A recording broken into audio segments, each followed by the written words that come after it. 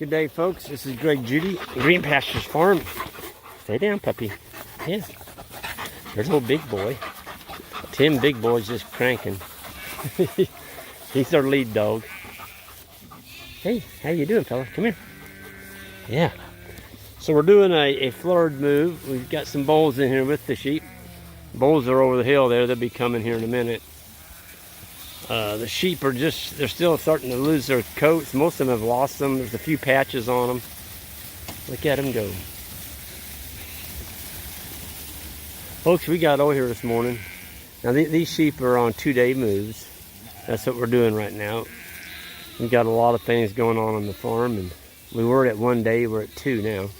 But anyway, we fluctuate back and forth. But those sheep were being kept in here with a wire, and I'm starting to stretch my wire out just a little bit further.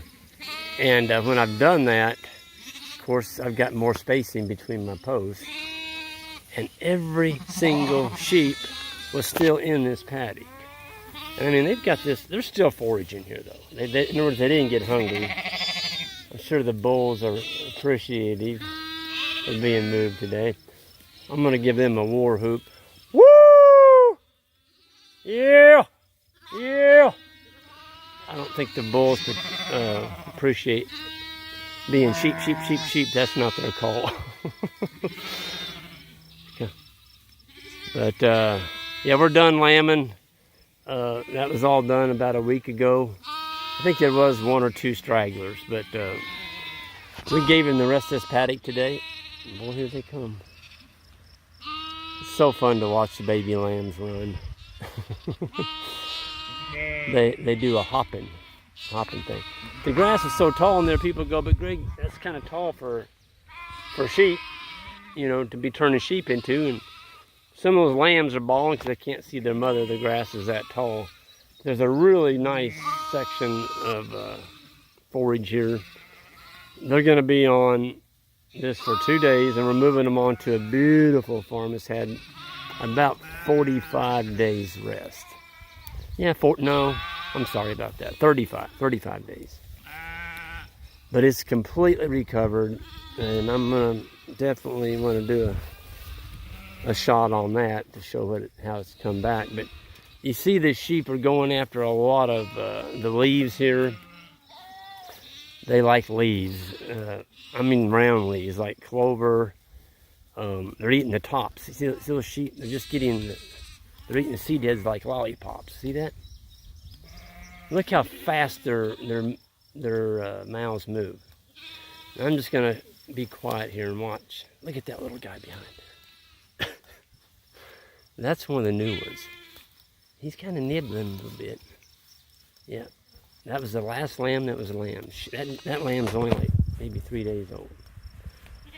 Out of an OU, she was a little bit later than the rest. But watch how they're eating.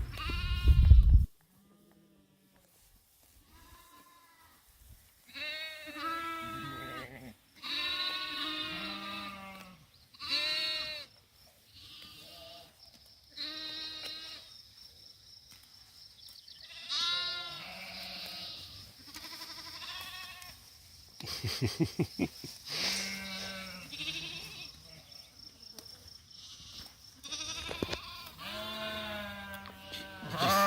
y'all see that? That little baby lamb is about 3 days old, and it just ate a clover seed head. Because it's watching mommy. Mom's eating them. I guess that's what I'm supposed to be eating too. Folks, you won't see a baby calf graze at 3 days. There's no way. These lambs, I've seen them grazing at 2 days. 2 days old. Bulls are still shaded up there. They're like, we'll just wait. It's supposed to get up in the over 100 today, heat index. It's early morning here. It's already up in the 90s. It's getting warm. I wanted to show you this ram down here. Boy, is he a beaut. Talk about a wonderful. Look at all those little babies. They're all eating multifer rosebush. Keep eating, little guys. I'll leave you alone. I want to show you the color of this ram. course, here's one that doesn't have any color on him. Look at the testicles on him. I mean, he's got a set of seeds on him that make a beef bull blush. Look at that ram right there. He is beautiful. And he put a lot of color into our lambs. I'm guessing that ram bred. He was just a ram lamb last year. But I'm guessing he bred, we put 4 rams in, and I bet you he got close to a third of the used bred. Because we had a lot of color in our sheep this year. I like color in my lambs. It doesn't seem to affect the price that they sell for. White's all right, but I like a little color too. Aren't those healthy looking sheep? 2 big old rams and a bunch of lambs. I'm actually walking up a pond dam here. And that's the beautiful thing about sheep, folks. We do have a cattle wire up here. It's 29 inches off the ground, single wire. But the sheep can go underneath this wire and get them a drink out of this pond. Well, the landowner doesn't want cattle in that lake.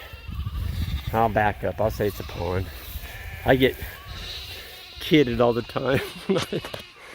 Call something a lake here around Rucker, and it's over 2 acres. You know, this one's probably 1.5 acres. That's just a mud puddle. Come to Minnesota. We'll show you lakes. I know. I was born in Minnesota. Minnesota's the land of the lakes. Here at Rucker, that's a lake. Anyway, the cattle can't get into that. The sheep can. So the sheep go in there and eat the poison ivy, any little sprouts they want. And folks, this is a testament to how powerful our charger is. Look at this. That is a tree that's been growing against there. It's a sumac. It's been growing against it for 5 years, and the electric fence actually burned a spot in that tree.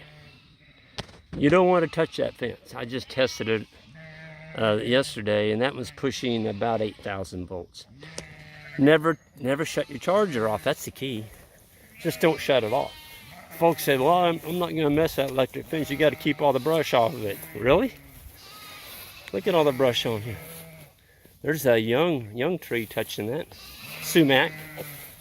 Here it is again. Touching the tree. It's burned and killed the bark right there where it's touching. So there's no connectivity there. Watch me touch this tree, I'll get shot. Nope. There's no voltage in it. So it didn't make a liar out of me. Folks, I like to fish. I see fish right now swimming around out there. If you enjoy fishing, don't let your livestock, especially big animals like cattle, into your lake. It's not going to look like that. It's going to be a mud hole, especially when it gets up to 100 degrees. We were coming over here this morning. We've already moved the mob, and every pond we went by, neighbors' cows are out in the pond. At 7:30 in the morning, they're stuck in the pond. What do you think they're doing out there? Yep, they're staying cool. They're also pooping and peeing, destroying any chance you have of quality fishing. You're just not going to have it. These things cost a lot of money to build. What did it take me to put that wire around there? Look at it. There's one wire around there. That's it. It's been around there for 18 years. We've never done anything to it. Just set you a couple of posts up and keep your wire back from your water.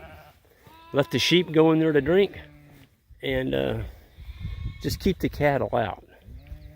Cattle need to stay out of there. You can do a limited skirt where you run a poly wire, just giving the edge of the pond for 30, 40 feet, and that's fine. But if you let them have full access to it, you're going to have a mud hole. You're not going to have a water supply. The sheep are very happy. You still hear them bang. That's because they're looking for mom. That's a lamb right there. Look at that thing. It's really grown. That lamb right there weighed probably 40 pounds. Look at it. It's eating that daisy. Oh, it ate the daisy. Ate another daisy. Look at that.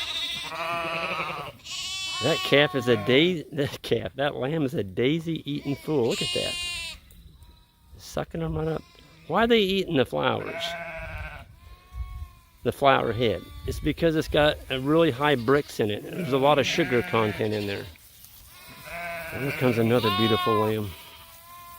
Folks, if you don't have sheep on your farm, you're missing the boat. You really are. Because there's so many things out here that cattle will not touch. And the sheep just make a living out of it. I mean, if you look off in the brush there, can you see them? It's a pretty good jag over there. That brush is full of sheep chewing on stuff that cattle wouldn't even give a second look to.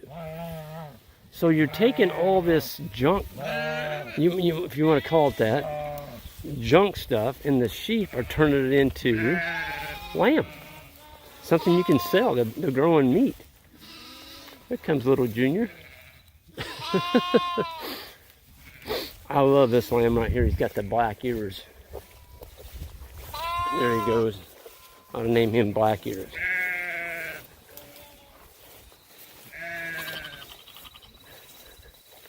Ben and Isaac are waiting on me. I'm sorry, guys. I just wanted to ask you all a question. Oh, messing up the baby lambs, so they're eating autumn olive next to you. Everybody says that sheep are a lot of work. What do you all think? I would disagree. You what? I would disagree. You disagreeing with that? Yeah. Don't you have to worm them and trim their feet and do all that? Just roll up a wire. Make sure they got water. Ben? I think but you have to set it up. You can't just do it with any old flock. Yeah. You gotta intentionally have parasite resistance and build your flock from there, because otherwise it will be a lot of work. And you're going to be worming them, aren't you? Yeah. What's a sheep, Isaac, when you worm it?